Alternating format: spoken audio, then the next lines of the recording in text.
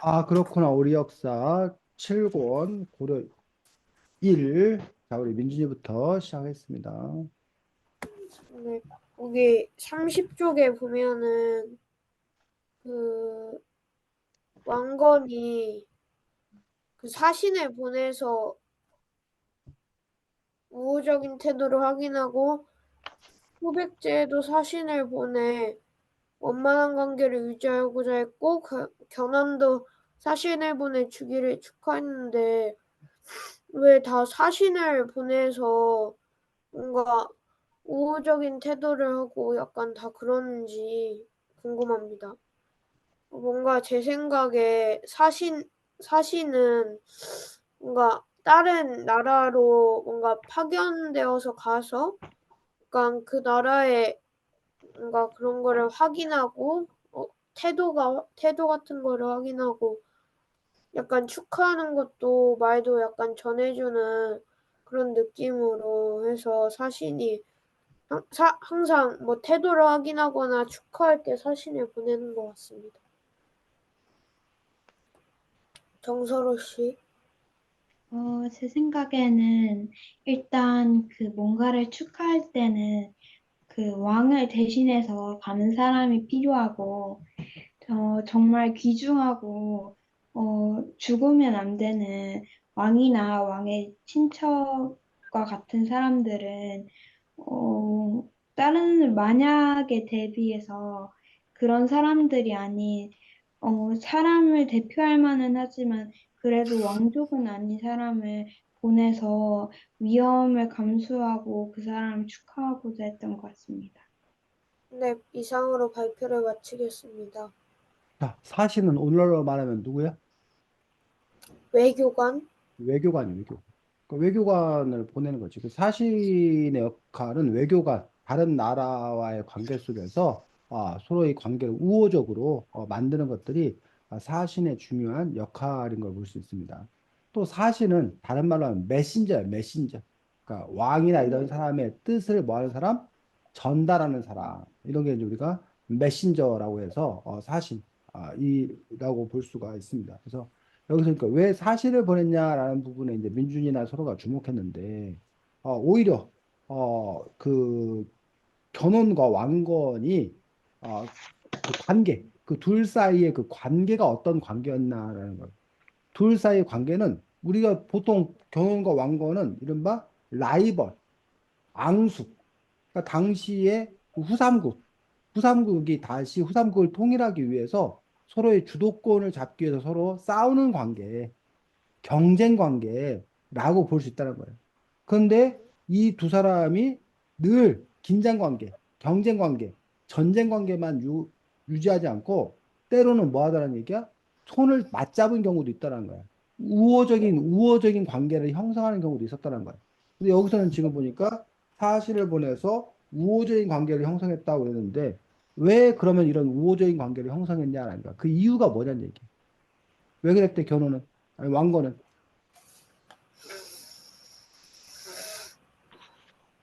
어, 후백, 약간 후백제랑 그 충돌하지 않으려고? 왜 충돌하지 않으려고? 아니, 죄를 쳐 부숴야 우리가 고려를 통일할 수 있는데, 왜 그런가요?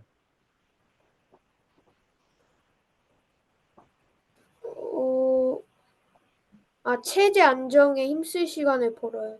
음, 당시에 그 왕건은 누구를 물리치고?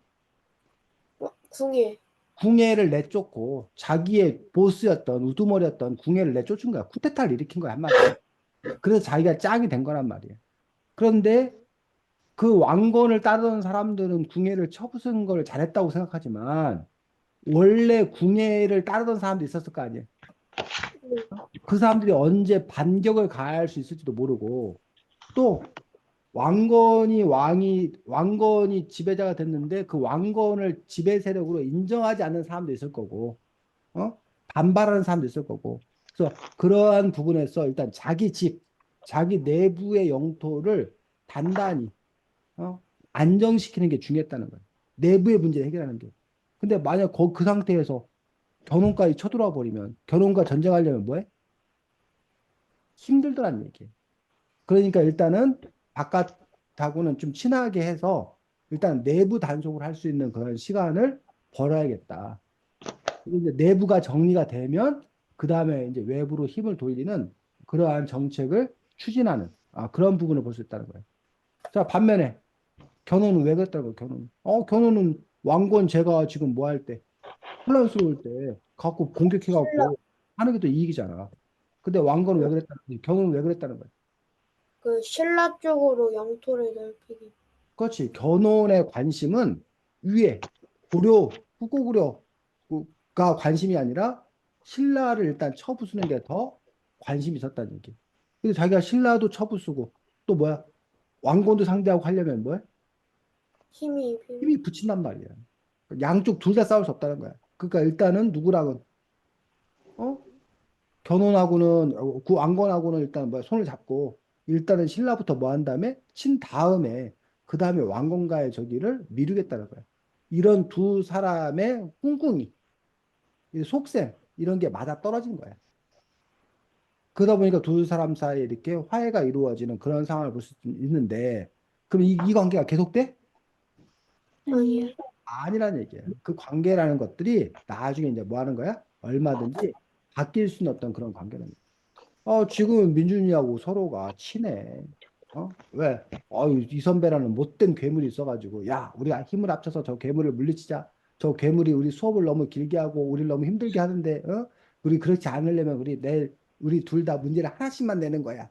네가 두 개 내면 갑자기 나보고 나 혼낼 수도 있잖아. 그러니까 야, 너도 하나만 내, 나도 하나만 낼 테니까 하고 둘이 지금 뭐 한 거야? 동맹을 결성해가지고, 말이야. 근데 만약 선생님이 야 우리 시험 봐갖고 1등한 사람은 뭐 하고 2등한 사람은 뭐 혼낸다. 그럼 그때부터는 민준이하고 서로 친한 게 어디가 있어? 내가 1등 할 거야. 뭐 이러겠지. 서로 그 라이벌 관계로 바뀌겠지. 이런 식으로 그 관계라는 것들은 뭐 할 수 있다는 거 언제든지 변할 수. 변화무쌍하게 바뀔 수 있다는 거예요.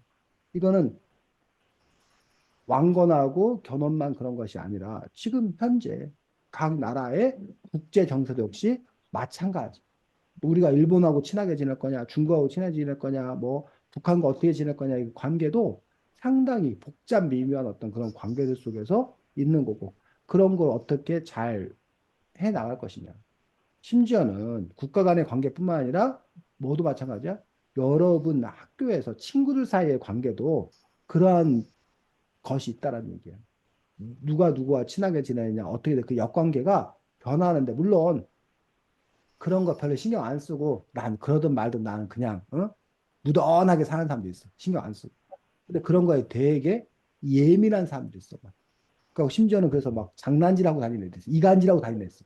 야, 민준아, 걔랑 놀지 마. 걔 어차피 연락 재수 없지 않냐? 막 이러면서 여기 저쪽 가서는 야, 민준이 걔가 네 욕 엄청 하고 다녀. 막 이러면서 막 그 갈라놓고 막 뭐하고 뭐 이런 사람도 있지. 민준이, 너는 어떤 편이야? 관계에 예민한 편이야? 무던한 편이야? 별로 무덤덤한 편이야? 무덤덤해요. 무덤덤한 편이야? 서로는 네. 왜 웃는 거 보니까 너가 이간질하고 다니지? 아니, 그건 아닌데, 그것까지는 아니야? 근데 민감한 편이야?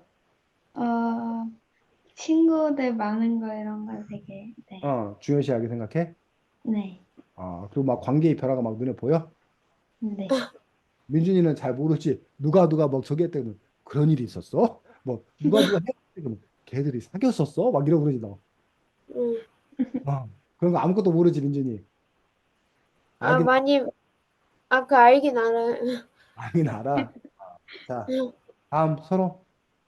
네, 어, 38쪽에 보면 그 마을태자에 대해서 나오는데, 마을태자는 신라의 마지막 왕자인데, 왜 아버지가 이렇게 항복을 하고 그 좋은 그 생활을 할 수 있었는데도 불구하고, 굳이 그 산으로 들어가서 뭐 스님이 됐는지 저는 그게 궁금합니다.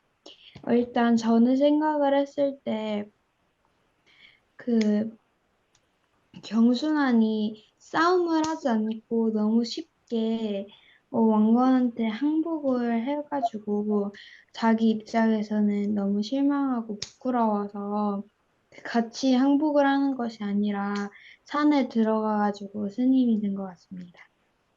이민준 씨.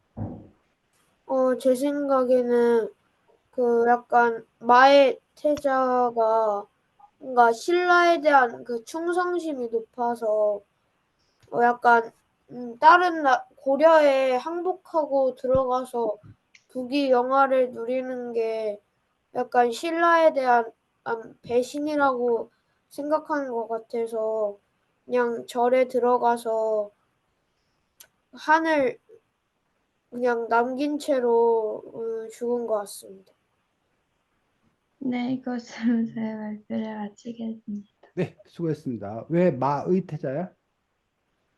한 한이 마오디 말아서? 음, 마 알아? 마? 네. 마, 마라는 식물 있는 거 알아? 맞아요. 알아요. 자, 마라는 식물이 있어갖고 마 가지고 이 차도 만들어 먹고 요게 마래. 꼭 고구마처럼 비슷하게 생겼는데 이게 마야. 보여? 네. 요게 마야. 그다음에 요게 이제 그 마 그 풀, 참마꽃 이거. 음, 근데 요 마를 이용해 가지고 뭐를 만들기도 하더라? 옷감. 마를 이용해서 요 옷감을 만든 거야. 그런 옷감. 그래서 마로 만든 옷감을 입고 들어갔다라고 해서 마의 태자. 태자면 왕의 아들이기 때문에 당연히 뭘 입어? 옷을 옷감으로 뭘 입었겠어 그 당시에? 비단 옷. 많은 서민들 가난한 사람들이 흙물리게 갖고 마 짜서 입는 옷이었기 때문에 그런 점에서 이제 우리가 마의 태자라고 해서 자기 어떤 그런 그 부귀영화를 버리고서 간 거예요. 그래서 이걸 생각하면 뭐 이렇게 생각하면 돼. 더 쉽게 이해하면 여러분들이 조선시대 때 조선의 마지막 왕이 결국 우리가 일본에게 나라를 뺏겼잖아. 그 네. 일본에서는 그 조선의 마지막 왕과 왕자에 대해서도 일정 정도 대접은 해줬단 말이야. 음, 근데 그 왕자 입장에서 조상들 대대로 물려받은 나라를 내 대에서 뭐 하는 게 뺏기 끊기는 너무나 뭐 한 거야? 분한 부끄럽고 억울하고 창피한 일.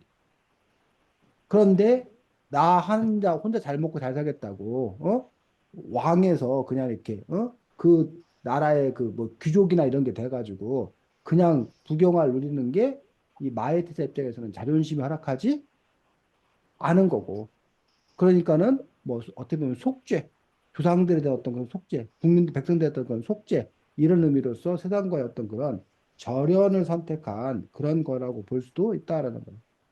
과연 그러면 그런 의리 이걸 중요시해서 내 몸뚱아리가 고생하더라도 그리 해야 하는 건지 의리 그런 게 뭐가 중요해? 소식하는 게 중요하지. 옷 잘 입고 잘 먹는 게 중요하지. 그런 점에서 이제 선택이 뭐 하는 거야? 갈리게 되는 그런 부분들을 볼 수가 있습니다. 서로는 어떤 걸 선택할 것 같아? 어, 그러니까 제가 뺏긴 거예요. 제 아빠가 뺏긴 거예요. 어쨌든 아빠가 뺏기든 네가 뺏기든 적에게 타협하고 그냥 가서 2인자로 뭐 3인자로 그냥 최소한 그 잘 먹고 잘 사는 거가 보장되는 그런 삶을 택할 것인지 내가 자존심이 있지 어떻게 내가 무릎 꿇고 거기 들어가 나는 그렇게 할 수는 없어 난 차라리 거지로 살더라도 그 네 밑에는 내가 안 들어가 난 자존심이 중요해라고 할 거야 어, 그렇게 버리고 가면 사람들이 먹여줄 것 같은데요.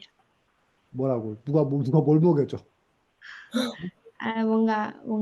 네, 먹여주지 않을까요? 먹여줄 것 같아 마이태자가 산소에 가서 굶어 죽진 않았을 것 같아 그래서 자존심을 택하겠다 음, 민준이는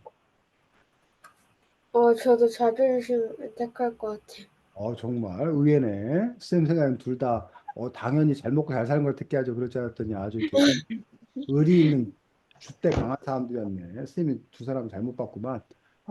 결국은 그 부분에 있어서 이제 사람들마다 자존심, 의리, 이걸 더 중요시 여기는 사람과 자존심이 밥 먹여주냐. 니들이 배가 안 고파봐서 그래. 라고 하면서 진리, 이익이 되는 게 더 중요한 거야. 라고 또 생각하는 그런 사람들도 또 이렇게 있는 것들을 볼 수 있습니다. 자, 이 책은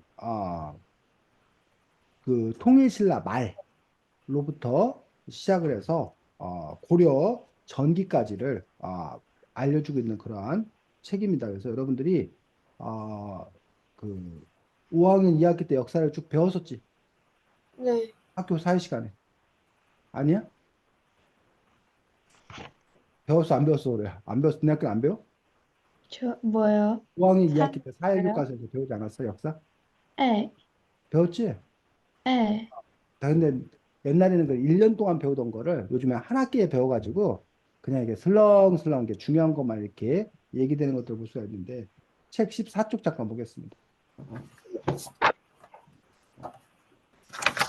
책 14쪽에 그 천년왕국 신라부터 통일신라까지 천년의 전성기를 누렸었는데 늘 역사는 그래. 흥하고 망하고를 되풀이하는 그런 부분인데 통일신라는 도대체 왜 망할 수밖에 없었나 그 부분에 대해서 이 책의 저자는 어떻게 분석하고 있나 보면 되는데 14쪽에 자 제일 처음에 뭐가 문제였다는 거야? 세금? 왜 세금을 많이 걷어야 돼? 진골 귀족들의 권력 싸움. 어, 진골 귀족들이 권력 싸움에 힘을 보태게 농장을 늘려나갔다. 그 진골 귀족. 자, 통일신라에는 골품제라는 제도가 있었어. 들어봤어? 네. 골품제. 그래서 제일 위에 제일 넘버원 계급이 성골. 그다음에 넘버2 계급이 진, 진골. 이 두 가지가 골이야. 성골과 진골. 그다음에 품은 육두품부터 시작해서 6, 5, 4, 3, 2, 1. 육두품이 제일 높은 등급이고 1등급이 제일 낮은 거야. 그래서 이제 이게 골품제라고 돼 있는데 처음에는 성골만이 왕이 됐었는데 나중에 성골 출신이 더 이상 없어서 진골 출신의 왕이 나오지. 누구? 진성류. 진골 출신의 어, 왕 태종무열랑 김춘추. 아, 김춘추부터 이제 진골 출신의 왕이 되는데 어쨌든 이런 성골 진골들이 다 권력을 차지하고 있었는데 그 진골들이 그 귀족들이 권력을 더 확보하기 위해서 자기 개인 농장을 갖고 그런데 이 진골 귀족들은 세금을 안 냈다는 거예요. 부자들인데 농장들이 늘려가고 그러니까 농장들이 점점 늘려가고 세금을 안 내니까 결국은 나라에 뭐가 부족해? 돈이. 돈. 자 요즘 정부를 비판하는 사람들 중에 현 정부 들어서 이른바 부자 감세, 대기업 법인세를 깎아주고 뭐 원래 그 부자들 땅 부자들의 종부세 같은 것도 막 깎아주고 지금 그러고 있어. 현 정부는 입장이 뭐냐면 대기업들이 세금을 깎아줘야 대기업들이 신나서 더 투자 많이 하고 더 그 일자리 많이 만들어주고 그래야 우리나라가 더 뭐 할 수 있다? 잘 살 수 있다고 생각을 해. 그래서 이제 세금을 깎아준단 말이에요. 전 정부는 대기업이나 이런 땅 많은 사람들한테 세금을 뭐 하는데 아니, 더반. 많이 걷자는 주장이에요. 근데 세금이 깎이니까 나라의 돈이 뭐해? 없어요. 부족하다는 얘기. 나라 돈이 부족하니까 그 다음에 어떻게 했다는 거야?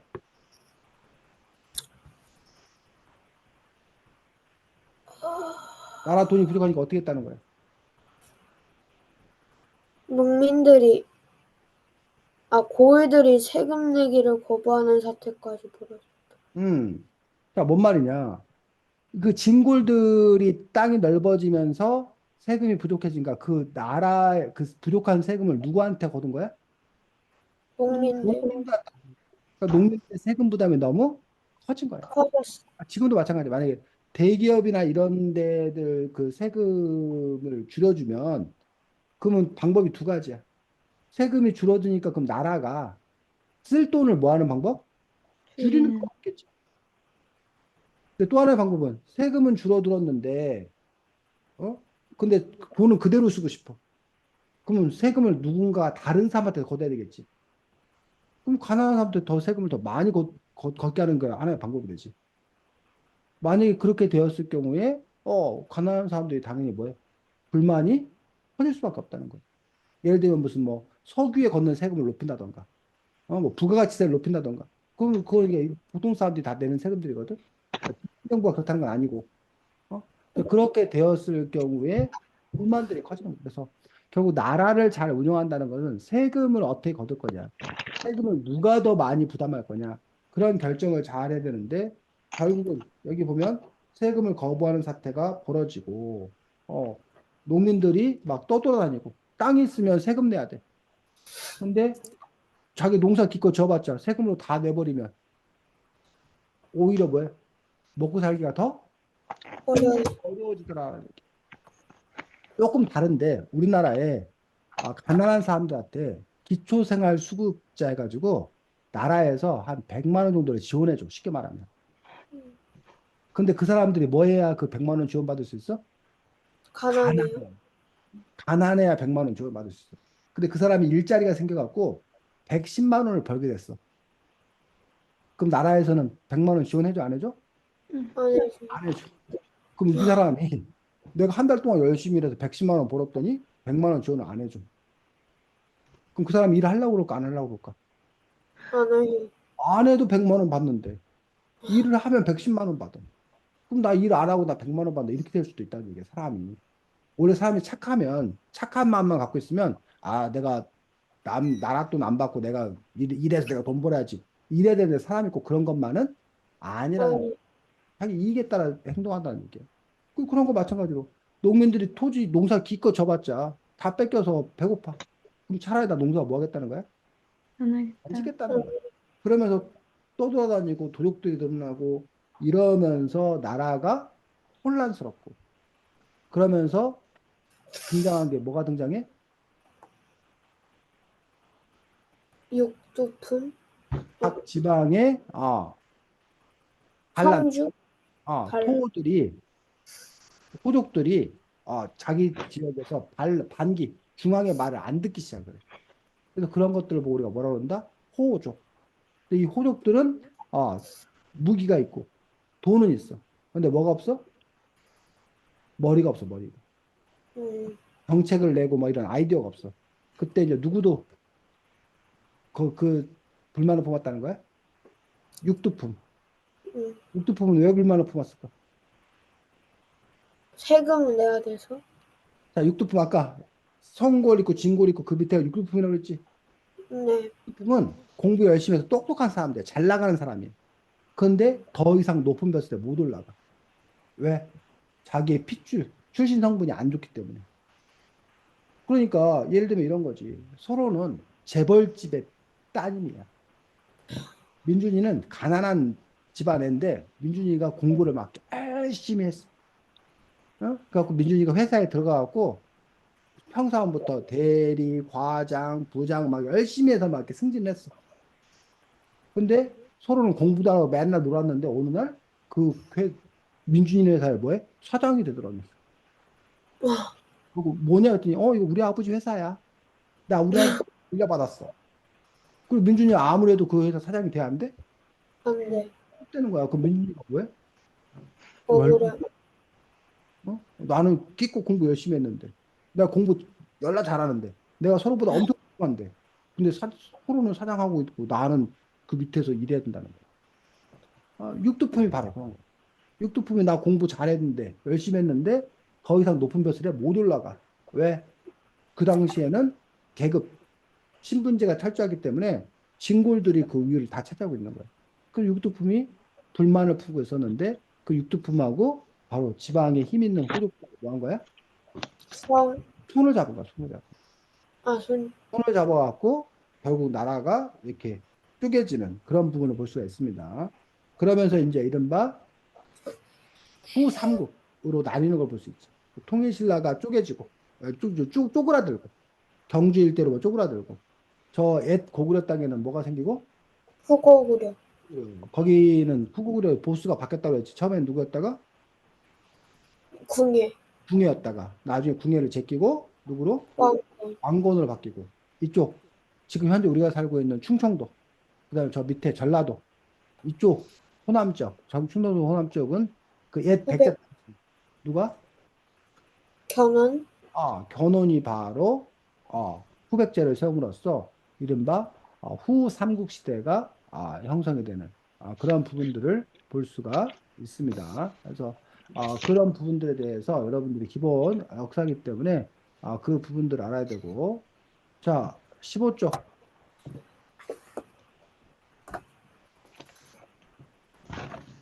예 보면 자 제일 마지막 줄에 견훤이 어떤 전설이 있었다는 거야? 지렁이 아들 지렁이 아들이라는 전설이 있었다는 거야. 왜 이런 전설이 퍼지는 거야? 왜 지렁이 아들이라는 전설 같은 게 있는 거야? 남다른 힘과 능력을 가진 인물이 그치. 네가 왜 왕이냐는 얘기야. 네가 왜 지배자냐는 얘기야. 그러니까 그 사람이 지배자이려면 뭔가 우리가 나와는 뭔가 다른 특별한 점이 있어야 우리가 인정할 거 아니야. 어? 그러니까 초로나 민준이네 반에 뭐 아주 그 무슨 맨날 코 찔찔 흘리고 막 이상한 애가 갑자기 걔가 회장이라고 한다면 이해가 안 될 거 아니야. 뭐 뒷담 회장이야. 뭐 이럴 거 아니야.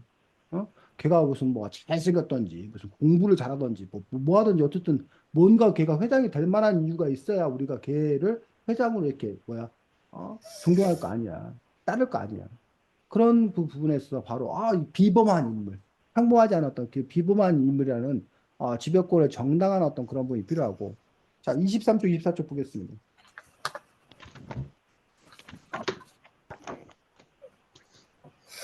23쪽 24쪽에 보면은 뭔 얘기 나와?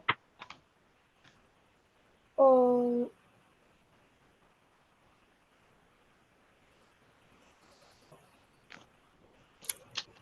신화? 왕과 왕 뭐 꿈꾼 얘기 나와 꿈꾼 거 진이가 그 아버지가 꿈을 그 산 이야기가 막 이렇게 나오더라는 얘기야. 그러면 그런 이야기가 도대체 왜 나오냐는 얘기야. 22쪽에 그 꿈꾼 얘기, 뭐 왕건의 아버지가 꿈꾼 얘기를 나오는데 결국 그것들도 자기의 혈통을 뭐하기 위해서 높이기 위해서 그렇게 하면서 야 이거 우리 집안이 보통 집안이 아니다. 어? 이미 우리가 왕이 예정돼 있었다. 이건 나중에 조선시대 때도 세종대왕이 용비어천가라는 걸 만들어. 그 얘기는 결국 자기네 할아버지들이 뭐했다? 훌륭했다. 그래서 우리가 왕이 되는 것은 뭐하다? 정당하다. 라는 어떤 그러한 부분들을 볼 수가 있습니다. 그래서 요즘에도 비슷한 일들이 벌어져. 비슷한 일이 벌어지는데 뭐라 해야 되나? 어떤 사람이 막 돈을 좀 벌었어. 돈을 벌었는데 이 사람이 좋은 학교를 못 나왔어. 그게 자기 학력 컴플렉스가 있는 거야. 그럼 이 사람이 어떻게 해야 되냐? 서울대 뭐 이런 데 보면 고려대 이런 데 보면 최고위 과정이라는 데가 있어. 거기는 어, 공부를 해서 되게 하는 게 아니라 돈을 많이 내면 그럼 거기에 그 입학이 돼. 거기서 어, 강의 듣고 막 그래. 그럼 자기가 이제 뭐해? 서울대 나왔다고. 서울대 최고위 과정이라고 했는데 그냥 사람들이 그 자세히 알아보기 그냥 서울대 나왔다 이러는 거야. 그럼 자기가 이제 뭐해? 좀 뭐가 능력 있는 사람처럼. 또는 그런 곳에 뭐 꼭 그런 거 아닌데 막 기부 같은 걸 많이 하고 나서 박사학위를 받는데 그 박사학위가 두 가지야. 하나는 자기가 공부해서 논문 써갖고 받는 박사가 있는데 그거 말고 명예 박사라는 게 있어. 음, 명예 박사는 뭐 기부를 많이 하거나 뭐 좋은 일을 많이 하거나 뭐 특별한 공로를 세우거나 그러면 그 대학에서 이렇게 명예 박사를 줘. 그럼 자기가 이제 명예 박사인데 그 앞에 명예는 뭐 해버리고 외국 없애버려. 박사다 뭐 이렇게 해버려. 그 자기의 어떤 그런 신분 세탁을 하는 거야. 그러면서 다른 사람들로 하여금 자기가 돋보이게 하려고 하는 그런 부분들을 볼 수가 있다는 거지. 자, 그런 것들이 역사적으로 보면은 과거에만 그런 것들이 아니라 현재도 역시 뭐에 마찬가지인 어떤 그런 부분을 볼 수가 있습니다. 자, 19쪽에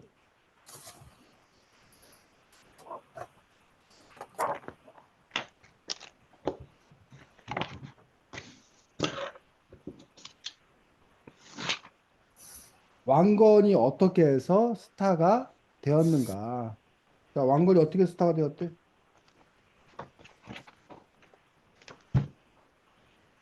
19쪽에 보니까.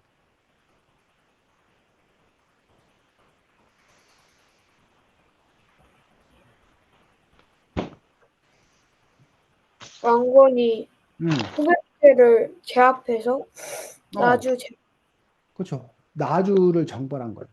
그렇게 해서 왕건이 스타가 될 수 있는데 20쪽에 요 지도 보여? 20쪽 지도 봤어? 네, 지도 보면 이게 영토를 색깔별로 표시해 놓거든? 근데 하나 좀 특이한 지역 있지 않아? 색깔로 봤을 때? 어디가 특이? 나주 금성 나주라고 되어 있는 요 부분이 바로 고려의 영토였다는 거야. 여기를 누가 차지했다는 거야? 고려 그러니까 고려가 차지했는데 이 영토를 바로 이 영토를 차지하는데 큰 공을 세운 게 누구라는 거야? 왕건 왕건이 여기를 차지했다는 거야. 그러면서 왕건이 략 스타덤에 오르게 되는. 여러분들이 뭐 정치에 별 관심이 없을 텐데, 이번 총선거에서 누가 이겼어 혹시 알아? 이번 총선에서 누가 이겼어? 어? 국민 국민의힘이 졌어. 이번 총선에서. 맞다. 그리고 누가 이겼냐면 더불어민주당이 이겼어. 네, 근데 국민의힘이 원래 좀 인기가 없어서 그전에. 현 대통령 인기가 없다 보니까 국민의힘이 인기가 없었어. 그러면서 이제 국민의힘을 그 인기를 회복하려고 그 등판시킨 사람이 누구냐면 한동훈이라는 사람이 혹시 이름 들어봤어? 네. 현 대통령의 그 뭐야 같은 검사 출신이고 법무장관도 하고 했던 사람인데 그 사람이 내가 국민의힘을 뭐 하겠다? 뭐 하겠다. 이러면서 나타난 거야. 그러면서 처음에 막 인기를 끌었어. 그 과정에서. 만약에 그 사람이 만약에 이번 선거를 뭐 했더라면 이겼어. 승리했다면 그러면 아주 큰 스타가 됐겠지. 대통령 아, 근데 이번에 이제 승리를 이끌지를 못하고 그 뭐 약간 주춤하는 바람에 인기가 지금 어떻게 떨어졌는데 어쨌든 그런 성과를 보여주면 그 뭐가 된다는 거야? 스타가 될 수 있다는 거야. 현 대통령 같은 경우도 원래 예전에 그 박근혜 대통령을 탄핵시킬 때 그걸 수사하고 막 이러면서 그 사람이 뭐가 된 거야? 스타로 그런 식으로 어떠한 자신이 어떤 업적을 남겨야 어떤 분의 성과를 내면 이게 스타가 되는 그런 부분을 볼 수 있다는 거예요. 그래서 서로나 민주주의도 마찬가지야. 인생을 살다 보면 어떤 위기의 순간이 있다고. 그런 위기의 순간을 너네들이 뭐 하면 해결을 하면 그러면 다른 사람들로부터 인정을 받고 한 단계 이제 뭐야? 업그레이드 되는 그런 부분을 볼 수가 있는 거죠. 그래서 이제 사실은 민준이나 서로가 살면서 이렇게 아무런 문제 없어. 아무런 위기가 없으면 평안하게 잘 살 수 있지만 너희들이 대신 이제 뭐가 될 길은 없는 거야. 스타가 될 길은 없는 거야. 업그레이드 될 수 있는 길은 또 없는 거야. 그래서 그 위기와 고난이 있었을 때 그거를 딱 붙잡고 해결 나갈 수 있는 어떤 그런 부분들. 그 과정에서 여러분들이 명성을 쌓을 수 있는 또 그런 부분들을 볼 수가 있습니다. 자,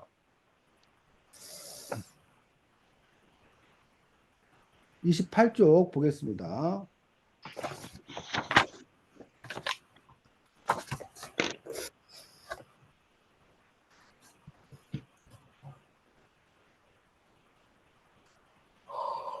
자, 28쪽에 보면 왕건이 어떤 식으로 행동을 했는지에 대한 얘기가 나옵니다.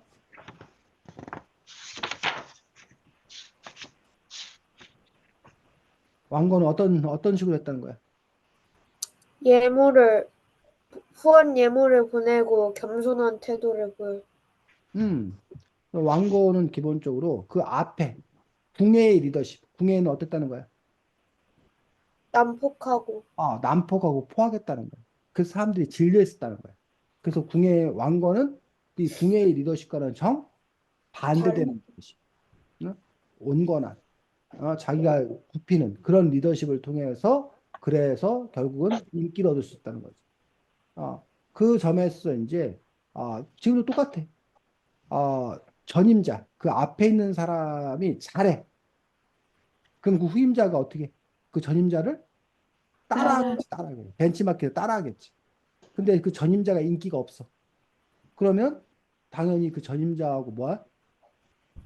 반대되게 행동함으로써 자신 인기를 얻으려고 하는 그런 부분이지. 그래서 어떠한 정책을 취할 거냐라는 어떤 그런 부분들. 어, 그런 부분들을 갖고 있는 거예요. 그래서 이제 어, 그 얘기를 지금 하고 있는 것도 볼 수가 있고, 자, 그 다음에 34쪽.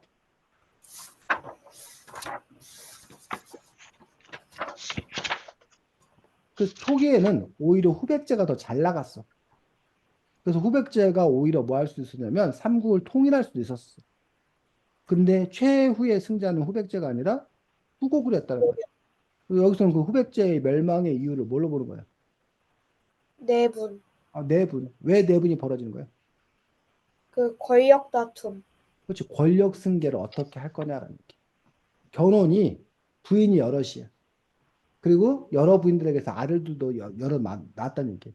그러면서 그 자신의 후계 세력을 누구에게 물려줄 거냐. 라는 부분에서 아들끼리 어떤 갈등, 심지어는 그 아들끼리 갈등이 아버지와 아들 사이에 갈등으로 번지면서, 아들이 아버지를 뭐하고? 감금하고, 또 그 아버지는 그 감금한 걸 탈출해갖고 왕건한테 가가지고 우리 아들 좀 뭐 해달라고? 죽여달라고 그러고. 그러면서 결국은 후백제가 뭐 하게 되는? 멸망을 멸, 그런 부분을 볼 수 있다는 거야. 자, 이런 비슷한 일이 오늘날도 일어난다, 안 일어난다? 일어난다. 똑같이 일어난다. 어디서? 재벌가.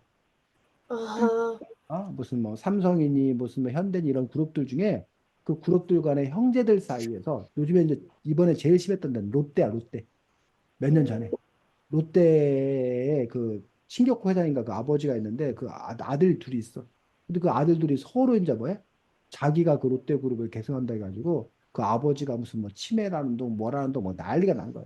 그런 그 다툼들. 그러면서 이제 그 그룹이 뭐 쪼개지기도 하고 그 그룹이 뭐 휘청거리기도 하고 그런 식으로 이제 그 권력 승계를 둘러싼 어떤 그런 내부적인 갈등이 있는 거야. 그래갖고 이제 어떤 사람들은 돈 많아봤자 저렇게 자식들이 뭐 하기만 한다? 싸움 싸우기만 한다. 근데 돈 없으면 자식들이 싸울 일도 없다. 없다. 없다. 그러니까 돈 없는 게 속 편하다. 라고 얘기하는 사람도 있어. 어? 근데 어떤 사람들은 자식들 싸워도 좋으니 난 뭐 했으면 좋겠다? 돈이 좀 망, 많았으면 좋겠다. 라고 생각하는 사람도 있는데, 어쨌든, 그, 우리가 망하는 어떤 그런 부분들이 외부적인 요인, 외부의 강력한 적이 침공을 해서 우리가 망하는 경우도 있지만, 때로는 그 내부적인 요인으로 인해서 망하는 경우들도 있는 것들을 볼 수가 있습니다. 자, 44, 45쪽.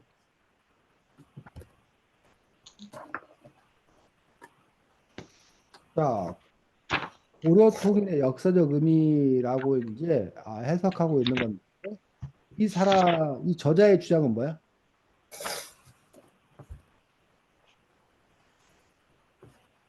고려통일의 역사적 의미 해가지고, 이 저자의 주장은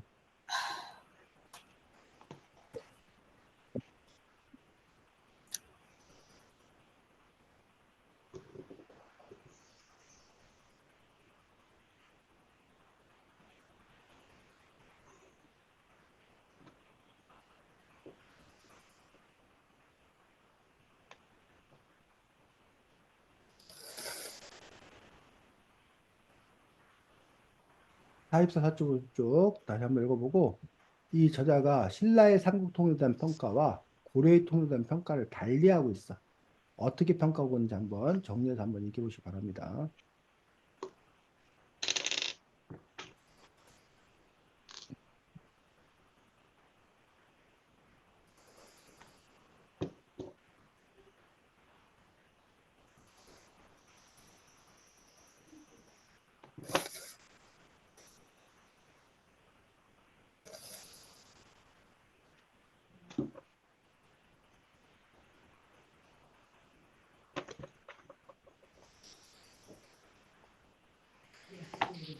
자, 두 번째 문단, 44쪽 두 번째 문단 읽어보겠습니다. 신라의 삼국통일이 신라의 삼국 통일이 지금 우리에게 민족 통일로 평가받을 수 있으려면 함께 문화를 누리고 정치에 참여하는 일 모두가 실현되어야 한다.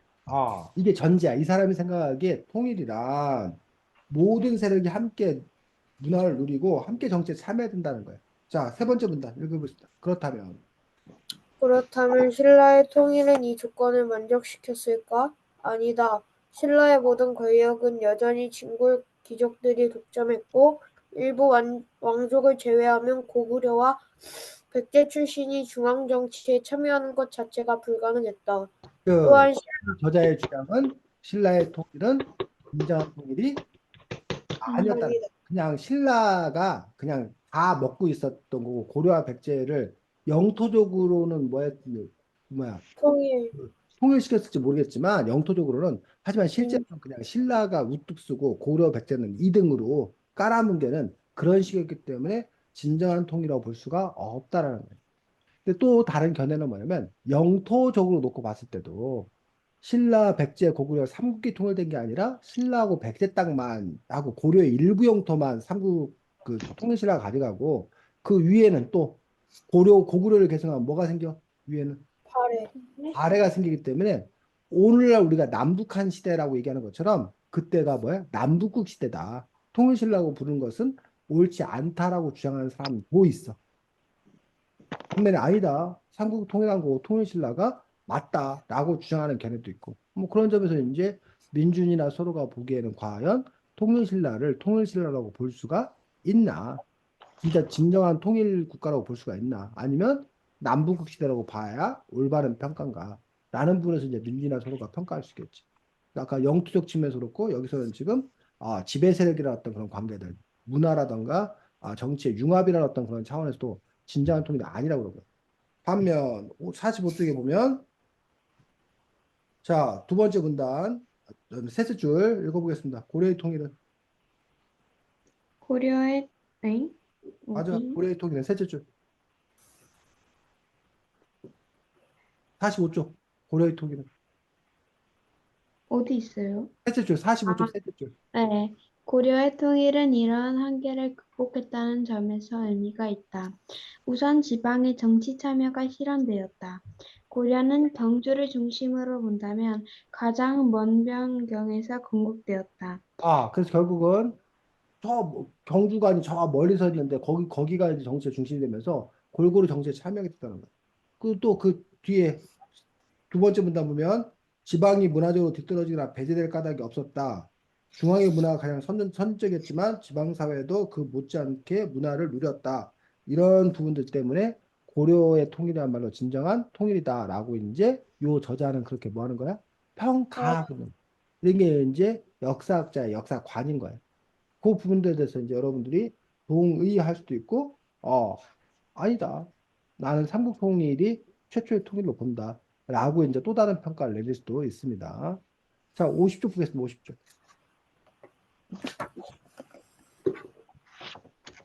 자, 태조 왕건이 여러 가지 정책을 취하게 되는데, 제일 첫 번째 취한 정책이 무슨 정책?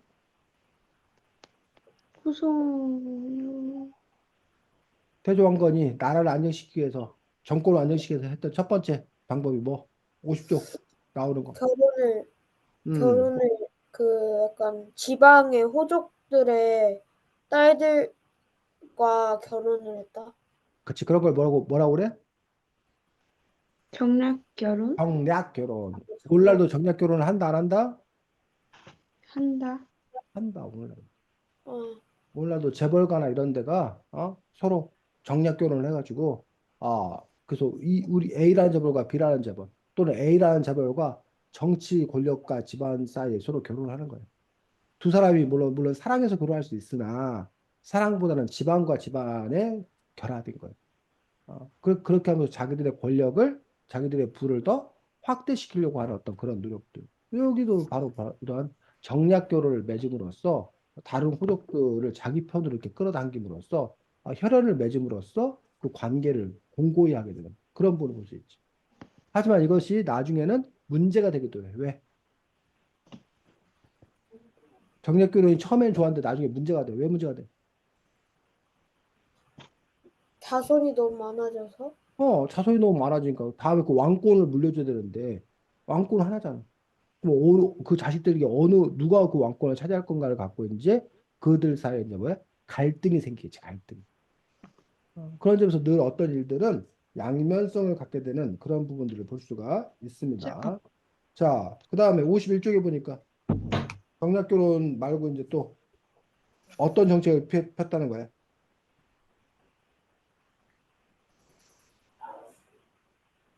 음, 51쪽 윗부분에 상단에 보이는 어떤 정책을 폈대? 세금을 줄이다. 그렇지, 세금을 줄여주는 정책을 폈다. 왜 그랬을까? 아까 우리 처음에 정부가 통일신라가 토, 얼마, 응? 통일신라가 얼마겠어? 아까 제일 처음에. 그 세금을 많이 걷어서. 그렇지. 농민들한테 세금 안 걷고 진골들 농장 커지면서 세금 부족한 걸 농민들한테 막 세금 많이 걷잖아. 그러면서 백성들 불만이 커진 거잖아. 그래서 세금을 뭐 한 거야? 낮춰준 거야. 깎아준 거야. 그래서 그러면 농민들이 야, 이 왕이 들어서 세금이 깎였으니까 좋구나.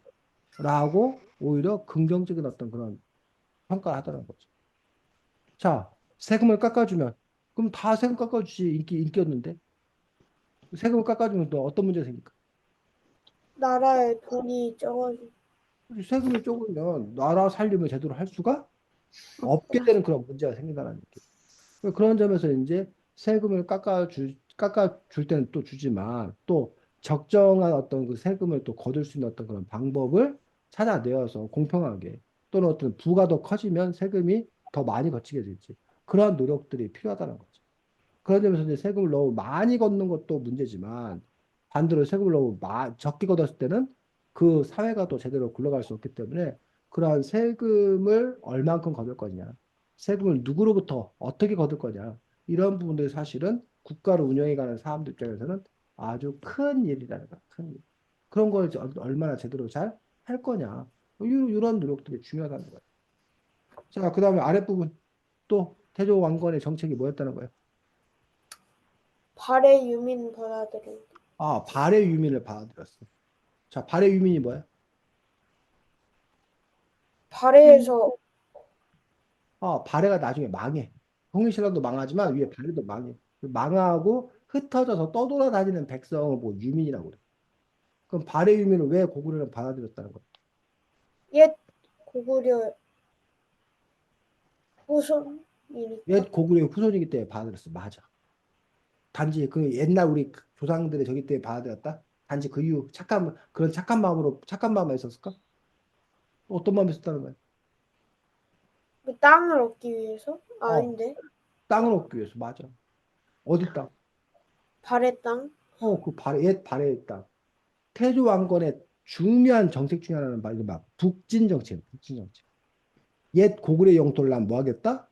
회복하겠다. 그옛 고구려 영토를 회복하려면 발해 유민이 거기에 살았잖아. 거기를 잘 알잖아. 그리고 발해 유민을 받아들이면서 거기 발해 주민들이 살던 땅이 바로 누구 땅이다? 우리 우리 땅이라는 걸 주장할 수 있다는 거예요. 그리고 아까 처음에 말했던 우리는 고구려의 후손들이다. 우리는 형제들이다. 라는 그런 정서적인 어떤 그런 마음도 있는 거고. 이런 여러 가지 정책적 이유로 우리가 그것들을 받아들이는 걸 볼 수 있다. 자, 앞으로 그렇게 될지 안 될지 모르겠지만 북한이 망할 가능성이 있어. 음, 그럼 북한이 망했을 때, 그럼 북한의 그 백성들, 북한 국민들을 우리나라가 받아들일 거냐? 안 한번 받아들일 거냐? 자, 북한 국민들을 받아들였을 때 좋은 점과 안 좋은 점이 있어. 안 좋은 점, 어떤 점이 안 좋을까? 문화 차이, 어? 그 문화 차이 문화 또, 소득 차이, 그러니까 북한 주민들 북한 망해갖고 갑자기 우리나라에 다 내려오면 그 사람들 우리가 다 뭐 해야 돼? 존재, 책임져요. 먹고 살려야 되잖아. 그럼 그거 다 우리 국민들이 다 뭐 해? 세금 내서 세금이 먹고 살는 거야. 또 북한 주민들이 내려오면 많아져야 일자리가 많아졌는데 그럼 그 일자리 갖고 경쟁하게 되잖아. 그러니까 그 북한 주민이 내려오는 거에 대해서 탐탁지 않게 생각하는 사람도 있어. 그러면 휴전선 철조망 맞고 눈에 내려오면 쏴버린다 그러면 못 내려올 거 아니야. 근데 북한 주민들이 못 내도록 뭐 할 수 있어? 막을 수 있단 말이야. 막을 수도. 그럼 그 점에서 우리가 북한 주민들을 받아들여야 되냐고 안 받아들여야 되냐고. 자, 받아들였을 때 이익은 뭐냐는 얘기야. 왜 받아들일까? 받아들이는 사람들은 왜 받아들인다고 할까? 그 대륙을 타고 멀리까지 갈 수 있어요. 기차 타고. 또, 왜 북한이 망했을 때 북한 주민들을 우리가 받아들여야 돼? 이유가 뭐야? 자원이 풍부하다. 그러니까 지금 민중이 얘기하는 건 다 북한 땅을 우리가 뭐 한다고 생각하는 거야? 차지한다고 생각해. 북한 땅을 차지하려면 북한 주민들이 우리한테 와야 북한 주민들이 살던 땅 아니냐. 그러니까 그거 뭐해? 이 땅이다라고 말할 수 있는 근거가 북한 주민들을 받아들여야 된다는 거지. 북한 주민을 받아들이지 않으면 북한 땅을 우리가 차지할 수가 없다. 없게 되는 거야. 아까 발해 유민 받아들 똑같은 거야. 그리고 정서적으로 남북은 원래 한민족 한국가였다. 그러니까 당연히 우리는 받아들여야 된다. 남이 아니기 때문에 받아들여야 된다. 이렇게 생각을 하는 거지. 저기 무슨 뭐 아프가니스탄이 망했어. 그 아프가니스탄 사람들 우리나라에 오려고 그래. 우리나라 사람 받아들여? 아니요. 안 받아줘, 안 받아줘. 야, 걔랑 우리하고 뭔 상관이야? 그래서 안 받아준다는 거지. 물론 받아줄 수 있어. 인도주의적 차원에서. 또는 우리나라에 무슨 그 험한 일을 해야 되는데 3D 업종에 일을 해야 되는데 그 일자리가 부족하면 그 사람들 와갖고 너네들 그 일 해. 뭐 이럴 수 있겠지. 그런 이익 또는 인도주의적 차원 뭐 이런 여러 가지가 이게 결합되어서 하는 건데 어쨌든 그때나 발해 유민을 받아들였던 그런 그때의 마음이나 우리가 북한 사람들을 받아들인다는 상황이 발생할 때나 역사적으로 맥락은 비슷한 게 많이 있는 거예요. 늘 반복하지만 역사는 단지 옛날 얘기가 아니라 오늘날도 얼마든지 우리가 그 이해를 통해서 교훈을 찾아볼 수 있는 그런 부분들을 볼 수가 있습니다. 그래서 지금 말했던 것들이 다 이른바 태조왕건의 어떤 그런 정책이었던 걸 볼 수 있습니다. 자, 57쪽 아랫부분에 나오는 게 뭐야? 훈요 10, 훈요 10조. 훈요 10조가 뭐야? 그 태조가 후손들한테 이거를 지키라고 써놓은 거. 그렇지. 태조왕건이 야, 내가 이 나라 세우려고 얼마나 고생했는지 알아? 내가 세운 이 나라 니들 잘 지켜야 될 거 아니야? 10가지 명심해. 하고 남겨진 것이 바로 훈요 10조예요. 그래서 보면 대부분이 다 불교와 관련된 내용이 많더라. 3조 적장자가 못났으면 다른 아들이 계승하게 할 거다. 그래서 이른바 무조건 아들이 아니라 능력주의라는 거를 강조하고 있는 것들. 거란의 풍속을 배격할 거.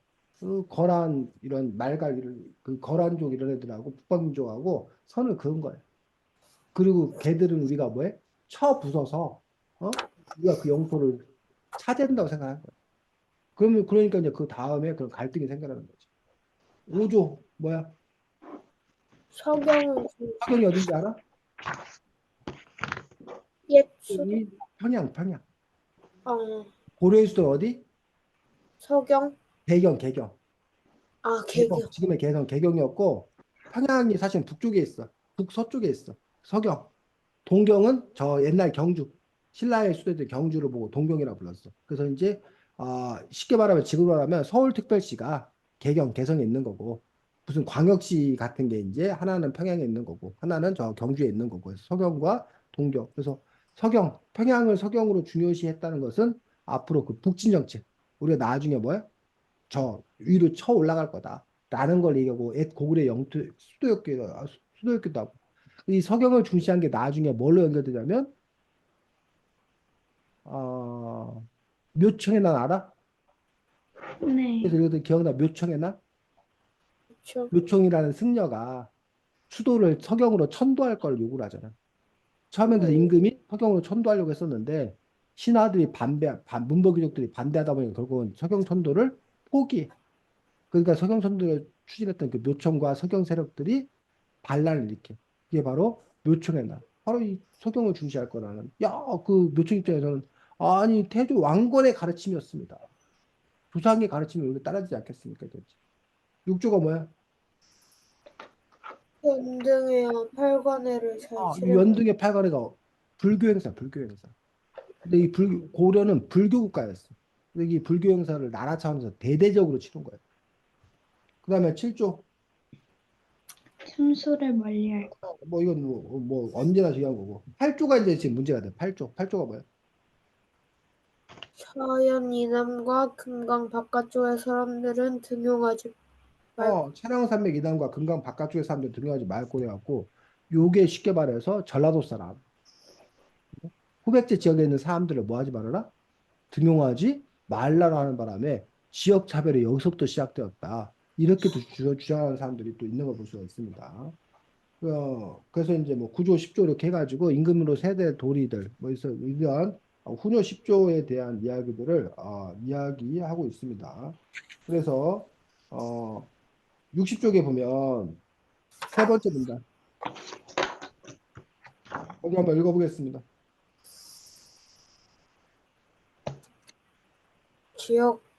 지역 차별을 설명한 8조는 현실과 맞지 않는다는 점이 문제되었습니다. 이 지역은 넓게 보면 후백제 영토 전반을 가리킵니다. 곧 이 항목은 후백제 지역을 차별한다는 뜻이 되지요. 하지만 실제로는 이 지역 출신들이 중앙에 진출한 사례가 많아 의심을 받는 것입니다. 요즘은 이 지역이 통일전쟁 때 고려에 가장 강하게 저항한 금강 인근 지역만 가리킨다고 보기도 합니다. 요 8조를 어떻게 해석할까요? 자, 그 다음에 61쪽 두 번째 문단. 서로 읽어보자. 8조는 고려의 통일 과정과 연결하여 생각해 볼 필요가 있습니다.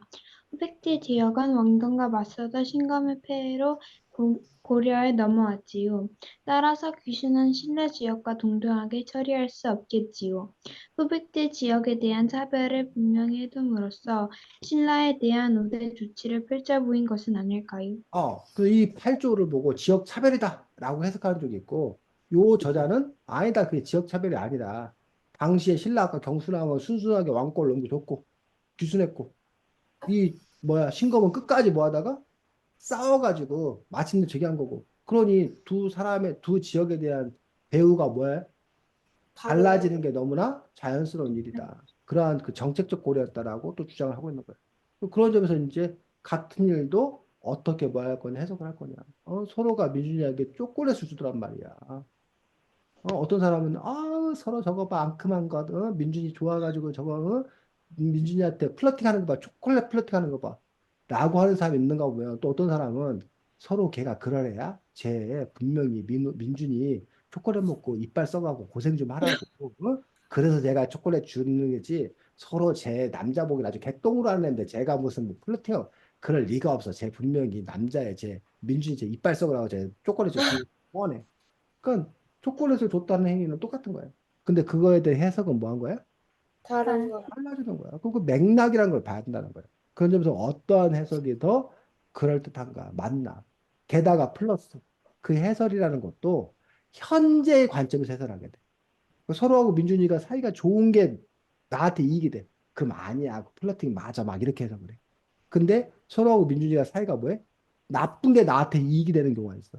그럴 때는 그 이빨 속으로 준 거야. 이렇게 해석한다는 거야. 그런 여러 가지 것들이 있기 때문에 여러분들이 어떤 것들에 대해서 해석을 할 때는 바로 그러한 종합적인 맥락을 갖고 여러분들이 또 해석할 수 있어야겠다라고 생각합니다. 그래서 이 책에 우리가 좀 앞부분만 이렇게 어떻게 살펴보다가 시간이 다 됐는데 그 뒤에 이제 뭐 이렇게 광종의 그런 정책들, 노비안급, 과거제 실시, 독자 연호 사용, 공급 조정 아니면 또 여러분들이 최승로가 바로 불교 국가인데 유교식을 다뤄서 심의 28조를 제안했던 어떤 그러한 내용이라던가 또 여러분들 거란이 쳐들어왔을 때 서희가 단판을 벌이거나 강감찬이 거란을 이렇게 물리친 그런 부분에 관한 이야기라던가 아까 선생님 잠깐 얘기했는데 그 묘충의 난, 이자겸의 난, 뭐 이런 부분들 등등 고려사에 있어서 여러분들이 중요하게 살펴봐야 될 부분들이 이 책이 좀 자세하게 또 이렇게 쉽게 설명이 되어 있는 어떤 그러한 부분들이 책이기 때문에 아까도 잠깐 얘기했지만 여러분이 학교 그 사회가 초등학교 사회가 너무 좀 이렇게 좀 많이 분량이 줄었어. 그러다 보니까 이제 깊이 있는 내용을 못 다루는 어떤 그런 부분이 있는데 이러한 역사책을 통해서 여러분들이 깊이 있는 내용을 한번 보게 되고 또 중고등학교 하면 이제 더 자세히 잘 배울 거라 생각이 들고 또 여러 차례 얘기했는데 여기 이 책의 저자도 끊임없이 이제 그 자기의 관점을 갖고 해석을 하더라는 얘기. 그런 점에서 여러분들이 동의할 수도 있고 아니면 또 다른 책은 또 다른 주자가 또 다른 주장을 펼 수도 있어. 가운데서 민준이나 서로는 또 그 일을 어떻게 볼 것인지 여러분 나름대로 또 올바른 역사관을 갖는 것들이 필요하다라고 생각합니다. 다음 주에는 자연의 역습 감염병이라는 책에 대해서 배우도록 하겠습니다. 그래서 자연의 역습 감염병 하고 질병, 특히 유행병 뭐 이런 것들, 전염병 이런 것들 관련되어서 여러분들이 함께 이야기 나누도록 하겠습니다. 자, 서로 민준이 수고 많았습니다. 다음 주에 보겠습니다. 안녕. 안녕히 안녕히 계세요. 계세요.